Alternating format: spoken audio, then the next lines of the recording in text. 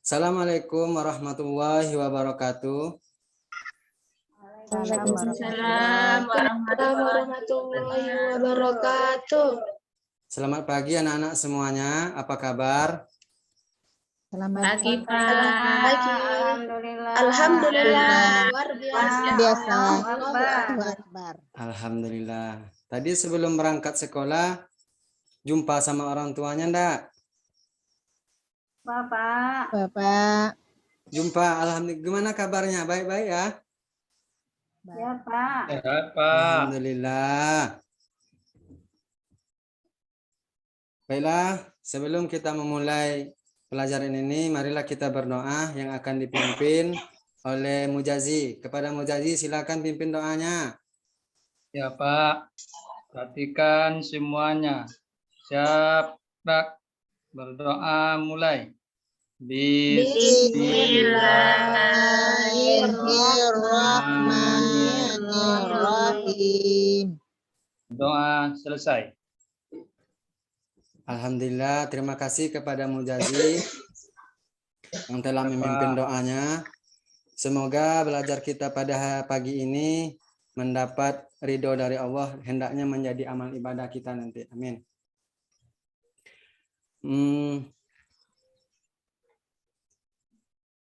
Sebelum kita memulai pelajaran, sebelum kita melanjutkan pembelajaran ini, masih ingat enggak pelajaran minggu lalu? Ingat, Pak. Saya ingat. Apa Bu? Apa Nurjai? Tentang hormat dan patuh kepada orang tua dan guru. Oh, hormat dan patuh kepada orang tua dan guru. Pintar sekali Nurjai. Kuat ingatannya ya. Ya, Pak. Ya. Ya, baiklah. Untuk kita lanjutkan aja pembelajaran kita. Sebelum kita mulai belajar, ini ada sebuah lagu, satu bait lagu nih. Bapak akan menyanyikan sedikit nih. Ini lagu ini adalah pembukaan kita. Semoga kita semangat hendaknya belajar nih.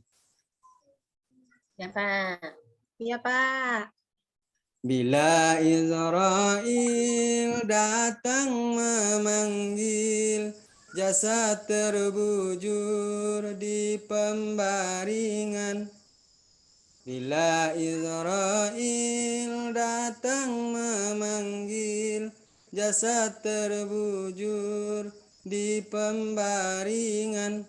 Nah, itu adalah satu buah lagu, mungkin sudah biasa didengar. Lagu itu apa isinya tuh kira-kira ya? Menjelaskan tentang apa tuh? Kematian, Pak. Kematian, Pak. Malaikat Kematian, Pak. Oke. Malaikat pencabut nyawa. Oh iya. Sebelum kita Bapak menyampaikan judul pembelajaran ini, lebih baiknya kita absen dulu ya. Ya, Pak. Pak. Siapa yang hadir hari ini, pagi ini? Nihil, Pak. Pak. Hadir Alhamdulillah. semua, Pak. Rajin-rajin semua. Yalah. Yaitu lagu ini tadi kata Intan tentang kematian ya. Iya, Pak. Pak. Nah, kematian. Kalau ada orang yang mati, berarti apa yang harus kita lakukan dulu? Mengurus. Memandikan, Pak. Memandikan. Mengurusnya. Nah, pengurusannya. Maka memandi atau menguruskannya itu kita sebut dengan judulnya adalah tentang penyelenggaraan jenazah sesuai dengan anjuran Islam. Sesuai dengan anjuran syariat. Syariat Islam. Ya, itu adalah judul pembelajaran kita pada hari ini.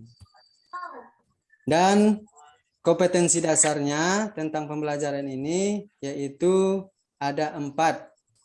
Yang pertama, menerapkan penyelenggaraan jenazah sesuai dengan ketentuan syariat Islam. Yang kedua, menunjukkan sikap tanggung jawab dan kerjasama dalam penyelenggaraan jenazah di masyarakat. Yang ketiga, menganalisis pelaksanaan penyelenggaraan jenazah. Yang keempat, menyajikan prosedur penyelenggaraan jenazah. Adapun tujuan pembelajarannya, yang pertama yaitu menjelaskan tata cara memandikan jenazah dengan benar. Yang kedua, menganalisis tata cara mengkafani jenazah dengan benar. Nah, ini ada nih. Kewajiban orang hidup terhadap orang yang meninggal ada berapa? Ada Ada empat, empat, Ada 4, Pak. Ada 4. Yang pertama apa mesti ngana? memandikan jenazah, Yang kedua apa? Ainul Aziza. Mengapaninya, Pak. Yang ketiga apa Intan? mensolatkan Pak. Mensolatkan. Yang keempat Mardiati apa? menguburkan Pak, Iya, pintar. Betul sekali. Yang pertama adalah memandikan jenazah. Yang kedua mengkafani jenazah. Yang ketiga mensolatkan jenazah. Dan yang keempat menguburkan jenazah. Itu adalah kewajiban orang hidup terhadap orang yang meninggal. Nih, ada lagi nih pertanyaan. Jika ada orang baru meninggal, apa saja langkah-langkah yang harus dilakukan? Ada yang tahu enggak? Nih, ini Bapak kasih contoh dulu ya. Umpamanya ada seorang yang meninggal di kamar mandi. Badannya sudah kaku. Subuh-subuh baru tahu sama anaknya. Apa yang harus dilakukan?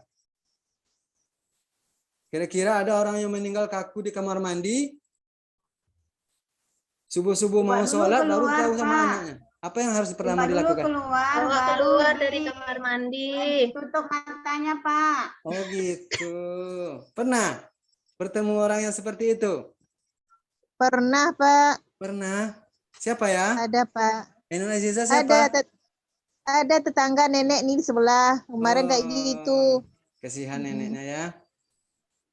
Ya, betul. Yang pertama yang harus dilakukan adalah diangkat. Setelah diangkat, kalau seandainya matanya terbelalak, pejamkan matanya. Mendoakan, menyebut yang baik-baik dan berdoa untuk meminta ampunan terhadap mayat tersebut. Karena tidak ada manusia yang tidak berdosa. Dan yang kedua yang harus dilakukan adalah kalau seandainya yang kita lakukan adalah menutup tubuh jenazah dengan kain. Itu membuktikan atau kebiasaan kita ketika ada orang yang meninggal lakukan dengan cara menutup tubuh jenazah dengan kain. Seluruh tubuhnya. Mulai dari kepala sampai kaki tertutup semuanya. Dan yang ketiga yang harus dilakukan adalah mengikat dagu agar tidak terbuka. Nah, tadi yang meninggal tadi adalah yang sudah kaku, mulutnya sudah menganga, tidak bisa ditutup lagi. Maka caranya adalah dengan cara mengikat dagunya dengan tali atau tali yang terbuat dari kain.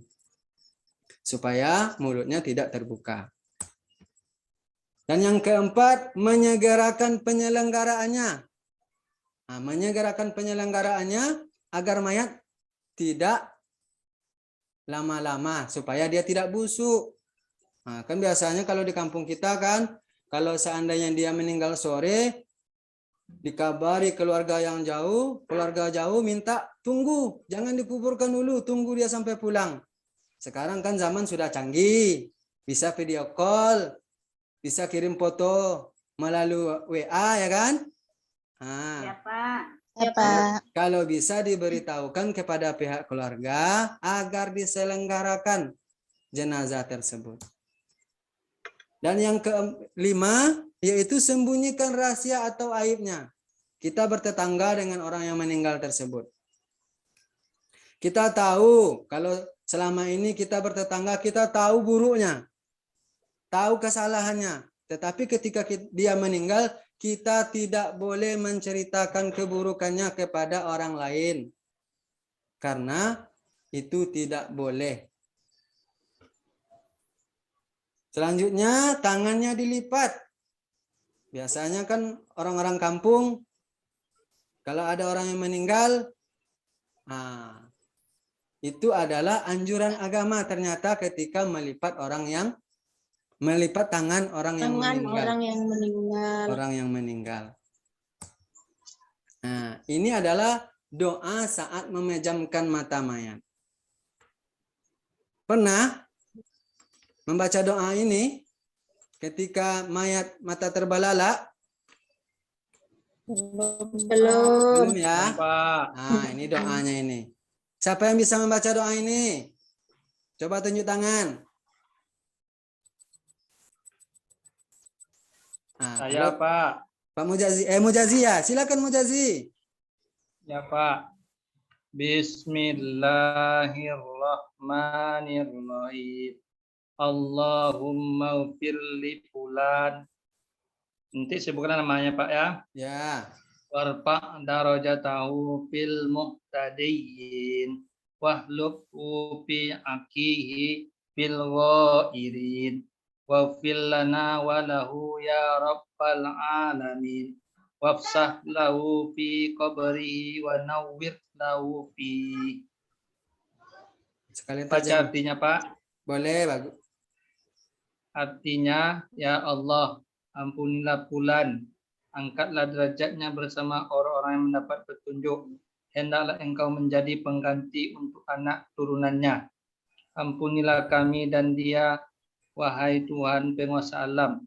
Luaskanlah baginya dalam kuburnya, dan berilah penerangan di dalamnya. Nah, terima kasih kepada Mujazi. Pintar sekali Mujazi Ya ini. Pak. Ini adalah doa saat memejamkan mata mayat kalau seandainya mata mayat itu terbelalak. Dia mungkin sakit, tak tertahan menahan rasa sakitnya mati sehingga matanya terbelalak. Dan banyak hal-hal lagi, hal-hal lain yang membuat matanya terbelalak. Nah, untuk melanjutkan pembelajaran ini, Bapak akan membagi kelompok. Kita akan melakukan diskusi, yaitu kelompok pertama tentang memandikan jenazah. Anggotanya ada 3 orang. Yang pertama Nurjayanti. Ada Nurjayanti? Iya, Pak. Ainul Aziza ada? Ada, Pak. Mustingana? Mustingana nggak ada ya? Ya, nanti kasih tahu aja dia mungkin. Pak, permisi Pak. Oh, permisi Ya, dia keluar, tuh. permisi Pak. Ya, ya, Iya, permisi. Ya. Mungkin sakit perut dia tuh mungkin tuh nak mau ke WC. Nah, kelompok 2 yaitu tentang mengkafani jenazah. Anggotanya Mujazi. Mujazi ada? Ada Pak. Intan? Hadir Pak. Mardiati? Ada, Pak. Nah, baiklah. Kepada anak-anak, Bapak persilakan untuk mendiskusikan sesuai dengan judul yang telah Bapak berikan. Bapak kasih waktu 20 menit. Cukup? Cukup, Pak. Pak. Silakan. Nanti kalau sudah selesai, kasih tahu Bapak ya. Tapi dengan waktu yang sudah Bapak tentukan ya. Iya, Pak. Pak. Baik, Pak. Selesai Pak. Selesai. Ada Pak. Ah, Mujazi kelompok 2. Kelompok 1, bentar lagi. Oh ya. Tunggu. Ya. Kelompok 2 Tadi Mustengana pintar-pintar, kemana Pak. tadi? Maaf, Kabur ya? Pak. Terlempar. Oh, ke WC. PWC. Ya, nggak apa-apa. Bapak nggak melihat tadi ternyata Mustengana sudah hilang aja. Kayak apa tuh? Hilang ya? Ya. Gimana sudah? Pak. Sudah, Pak. Nah, silakan kelompok 1. Kelompok 1 sudah? Sudah. Sudah. Siapa yang mewakili? Jai, ya, Nurjai, Pak. Pak. Nurjai, silakan Nurjai. Baiklah, adapun hasil diskusi kami, Pak, kami akan mempresentasikan yaitu tentang hal-hal yang perlu dipersiapkan untuk memandikan jenazah, antara lain 1. Tempat mandi, yang kedua air bersih, 3. Sabun mandi, 4. Sarung tangan, 5. Sedikit kapas, 6. Air kapur barus, 7. Handuk. Kemudian tata cara memandikan jenazah. Yang pertama, jenazah dibaringkan. Yang kedua, diperintahkan menutupi mayit agar tidak terlihat auratnya. 3, pihak yang memandikan memakai sarung tangan. 4, menyiram air ke seluruh badan secara merata. 5, bersihkan giginya, lubang hidung, lubang telinga, celah ketiaknya, celah jari tangan dan kaki serta rambutnya. 6, membersihkan kotoran dan najis. 7, mandi 9. 8, mewudukan jenazah sebagaimana wudhu akan sholat setelah semuanya bersih. 9, yaitu terakhir disirami dengan larutan kapur barus dan harum-haruman. Sudah, Pak. Iya, tepuk tangan dulu untuk kelompok 1. Ya, Pak. Iya. Terima kasih ya kelompok 1. Nurjayanti telah mempresentasikan hasil diskusinya. Bapak jelaskan sedikit ya sebelum kita lanjutkan kepada kelompok 2 untuk mempresentasikan. Ya. Iya, pintar sekali. Ini yang disampaikan oleh kelompok 1 tadi, yaitu memandikan jenazah. Hal-hal yang dipersiapkan antara lain adalah tempat mandi, air bersih. Air bersih itu apa tolak ukurnya kira-kira? Air kopi bersih nggak ya? Bersih, Pak. Bersih. Bersih tapi tidak mensucikan. Oh iya. Ya. Berarti kalau untuk memandikan jenazah itu bersih lagi mensucikan. Mensucikan. Ya biasanya kalau orang-orang yang pernah Bapak lewati, yaitu ada 3 macam air. Yang pertama air kapur barus, yang kedua air mutlak, dan yang ketiga air yang telah dicampuri dengan daun bidara, yaitu nanti sebagai untuk memandikan jenazah. Nah, ini tata cara memandikan jenazah. Jenazah dibaringkan, tujuannya dibaringkan. Dibaringkan ini kepalanya agak tinggi sedikit. Ketika kita menyiram mayat tersebut, airnya tidak masuk ke dalam hidung. Nah, ketika kita menyiram mayat tersebut, angkat kepalanya. Nah, kira-kira paham ya anak-anak? Paham, Pak. Alhamdulillah. Yang kedua, diperintahkan menutupi mayat agar tidak terlihat auratnya. Nah, ternyata ketika laki-laki melihat aurat sama laki-laki, itu tidak boleh. Ya, hukumnya apa? Ada yang tahu? Dosa, Pak. Berdosa ya kita melihat aurat. Nah, itu maksudnya kita menutupi aurat mayat agar tidak terlihat. Yang ketiga, pihak yang memandikan memakai sarung tangan. Apa gunanya sarung tangan ini? Ada yang tahu enggak? Kelompok 2? Untuk Supaya tidak bersentuh langsung dengan jenazah, Pak. Supaya tidak bersentuh dengan jenazah. Ada lagi yang lain? Untuk menghindari tertular penyakit. Oh, menghindari tertular penyakit menular. Seperti yang terjadi pada masa pandemi kemarin ya. Ya, Pak. Ya, Pak. Ya, Pak. Ada melihat berita kemarin? Lihat, Nah, Pak. tidak boleh bersentuhan. Jangankan sama orang yang meninggal, sama orang hidup saja tidak boleh berjabat tangan ya. Iya, Pak. Ya, Pak. Yang keempat, menyiram air ke seluruh tubuh badan secara merata. Nah, itulah. Dan yang kelima, yaitu bersihkan giginya. Caranya ada yang tahu? Memakai kain yang diletakkan di ujung telunjuk. Nah, diletakkan di ujung telunjuk, letakkan kain, gosok giginya. Nah, sekira-kira bersih. Kita nggak tahu ukurannya. Dia nggak bisa bicara lagi, udah bersih, nggak bisa dia bicara tuh. Maka kita Ya, yang memperkirakan. Bersihkan lubang hidungnya pakai kain telunjuknya. Bersihkan lubang telinganya, celah ketiaknya, celah jari-jarinya, tangan dan kaki serta rambutnya. Yang keenam, bersihkan kotoran dan najis. Yang ketujuh, mandi 9. Pernah mandi 9?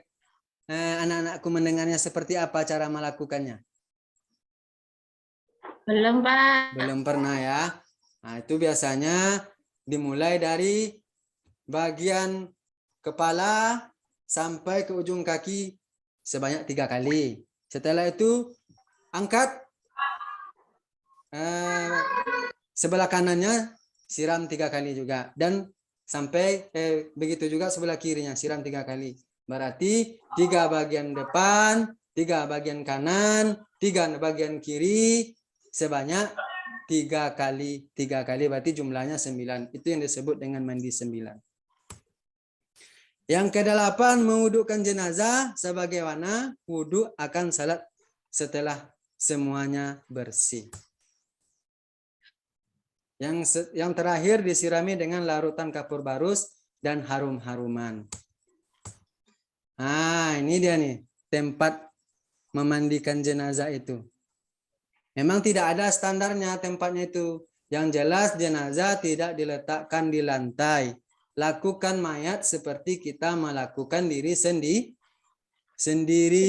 Gosok baik-baik, pelan-pelan. Kalau seandainya kita menggosok diri kita kuat sakit, seperti itulah kira-kira yang dirasakan oleh si mayat.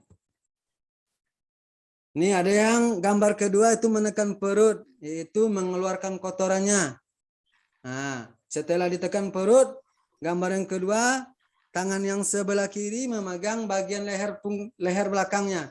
Itu fungsinya nanti tekan dan diangkat untuk mengeluarkan kotorannya.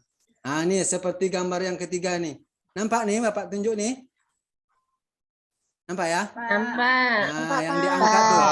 Nah, itu adalah untuk mengeluarkan kotorannya. Nah, yang ini menyiramnya. Kalau seandainya ada nanti disiram. Sudah disiram, dan gambar yang ini adalah mengambil kotorannya. Nampak? Nampak apa? Alhamdulillah. Nah, ada yang ingin ditanyakan sampai di sini? Allah. Jelas, Pak. Jelas. Ya, alhamdulillah. Oke. Sekarang kepada kelompok 2 untuk mempresentasikan hasil diskusinya.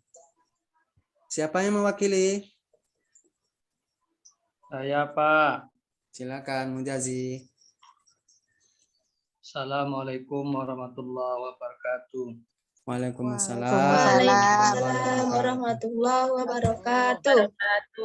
Kami dari kelompok 2 akan mempresentasikan hasil diskusi kami, yaitu hal-hal yang disunatkan di dalam mengapani jenazah. 1. Kain kafan yang digunakan hendaknya kain kafan yang bagus, bersih, menutup seluruh tubuh jenazah. 2. Kain kafan hendaknya berwarna putih. 3. Jumlah kain kafan untuk jenazah laki-laki adalah 3 lapis. Sedangkan bagi jenazah perempuan adalah 5 lapis. Demikianlah hasil diskusi kami. Terima kasih. Assalamualaikum warahmatullahi wabarakatuh. Waalaikumsalam. Waalaikumsalam warahmatullahi wabarakatuh. Masih ada lagi dari kawannya yang ingin menyampaikan? Atau memang udah sepakat itu hasil diskusinya? Saya, Pak. Saya. Ayah, Intan ya? Ya, Pak. Ya, silakan Intan. Assalamualaikum warahmatullahi wabarakatuh. Waalaikumsalam warahmatullahi Waalaikumsalam warahmatullahi wabarakatuh. Saya akan mencoba menambahkan hasil diskusi dari kelompok 2, yaitu lafaz niat memandikan jenazah laki-laki. Bacaannya adalah nawaitul husla lihazal maiti lillahi ta'ala. Kemudian lafaz niat memandikan jenazah perempuan, nawaitul husla lihazihil maitati lillahi ta'ala. Demikian, Pak. Oke. Iya, terima kasih kepada kelompok 2. Ya, inilah yang disampaikan oleh Intan tadi. Nah, lafaz niat memandikan jenazah laki-laki, yaitu nawaitu ghusla lihazal mayyiti lillahi ta'ala. Lafaz niat memandikan jenazah perempuan, nawaitu ghusla li hazihil maitati lillahi ta'ala. Pas niat memandikan jenazah. Yang kedua yaitu mengkafani jenazah. Hal-hal yang disunahkan dalam mengkafani jenazah. Ini yang disampaikan oleh Mujazi tadi, itu kelompok 2. Yang pertama, kain kafan yang digunakan hendaknya kain kafan yang bagus, bersih dan menutupi seluruh tubuh jenazah. Yang kedua, kain kafan hendaknya berwarna putih. Yang ketiga, jumlah kain kafan untuk jenazah laki-laki hendaknya 3 lapis, sedangkan bagi jenazah perempuan 5 lapis. Nah, yaitu mengkafani jenazah. Tata cara mengkafani jenazah laki-laki. Yang pertama, siapkan tali pengikat kain kafan secukupnya dan letakkan secara vertikal di bawah kain kafan lapisan pertama. Yang kedua, bentangkan kain kafan lapisan pertama yang sudah sesuai dengan ukuran jenazah. Yang ketiga, beri wewangian pada kain kafan lapisan pertama. Yang keempat, lakukan hal yang sama pada kain lapisan yang kedua dan ketiga. Dan yang kelima, letakkan jenazah di tengah-tengah kain kafan lapis ketiga. Dan yang keenam, tutup dengan kain kafan lapis ketiga dari sisi kiri ke kanan dan sebaliknya. Yang tujuh, lakukan hingga ke kain kafan yang pertama. Yang kedelapan, ikat dengan tali pengikat yang sudah disediakan sebanyak 5 atau 7. Untuk mengkafani jenazah laki-laki disiapkan 3 lembar kain putih dengan rincian sebagai berikut. Yang pertama, bagian terdalam yaitu kain lepas penutup pusar sampai lutut. Yang kedua, kain baju yang menutup bahu sampai separuh paha. Lebih utama lagi sampai separuh betis sebagai lapisan kedua. Dan yang ketiga, lapisan terakhir adalah kain penutup bagian badan. Cara mengkafani jenazah perempuan. Yang pertama, bentangkan 2 lembar kain kafan yang sudah dipotong. Yang kedua, letakkan kain sarung tepat pada bagian antara pusar dan lutut. Yang ketiga, persiapkan baju gamis dan jilbab. Yang keempat, sediakan kapas yang telah diberikan wewangian untuk diletakkan pada bagian tubuh tertentu. Yang kelima, setelah kain kafan siap, angkat dan baringkan jenazah di atas kain kafan. Yang keenam, letakkan kapas pada bagian tertentu. Yang ketujuh, selimutkan sarung pada badan dan pasangkan baju gamis beserta jilbab.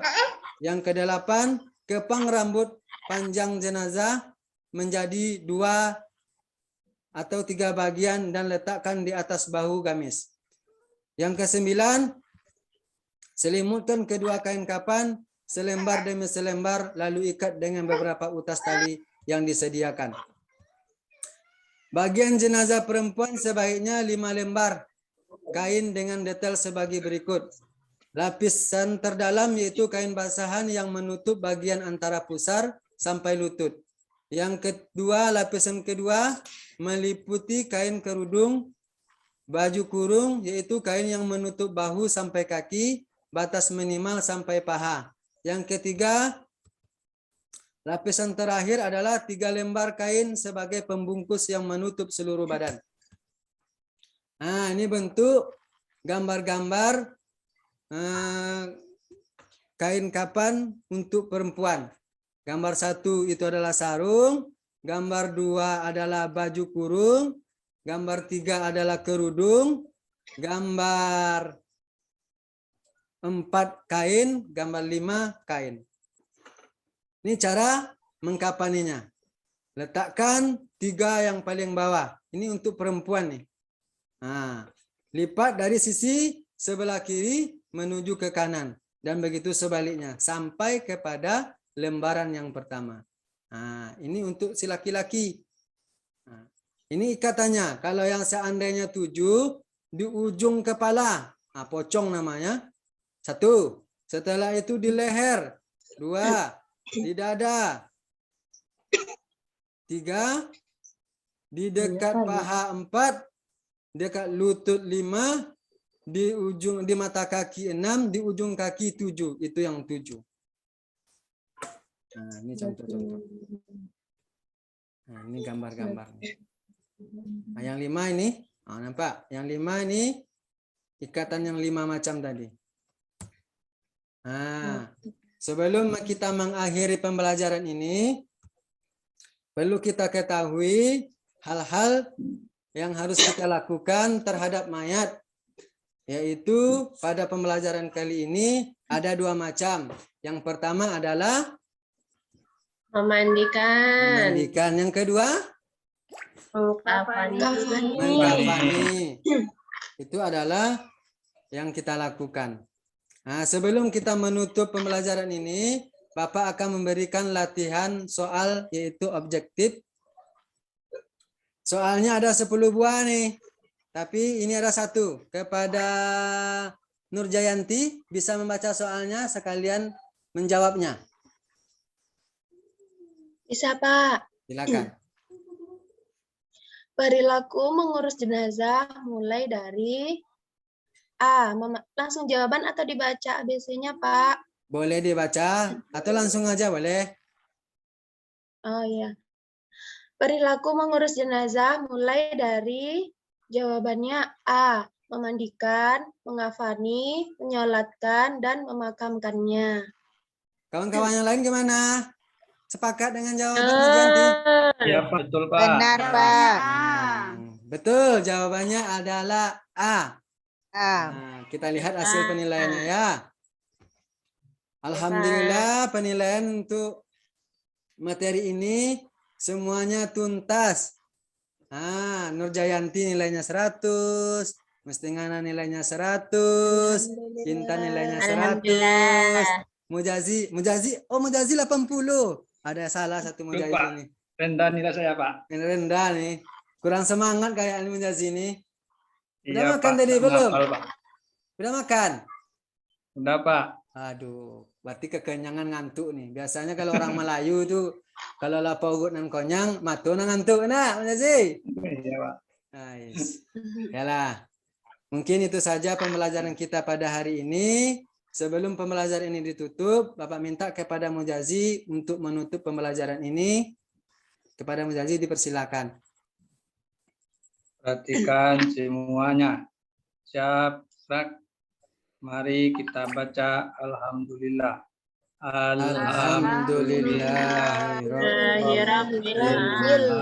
Alamin.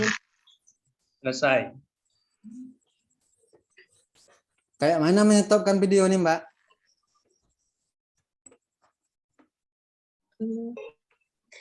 Ya udah, nggak apa-apa. Nanti udah mau habis kok. Kalau habis berarti dia tersimpan sendiri ya? Ya. Oke. Iya. Udah, Pak.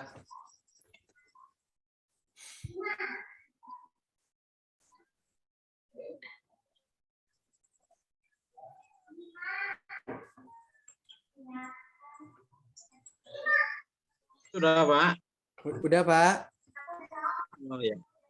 Tapi nggak ada pakai salam ya? Apanya, Pak? salam aja penutupnya. doanya. Salam penutup nggak ada. Lupa ya. Pak Adit lupa salam penutup. Gugup, Pak. Suruh aja Pak Mujazi yang nutup kan? Iya, Pak. Nah, Siswanya juga Udah semakin siang. Iya. Sudah semakin siang, semakin malam. Ya, silakan Pak Mujazi. Waktunya, Pak. Atau apa? Ditutup diulang link lagi? ini, kita buka link baru. iya Pak, tutup dulu. Ya. Silakan.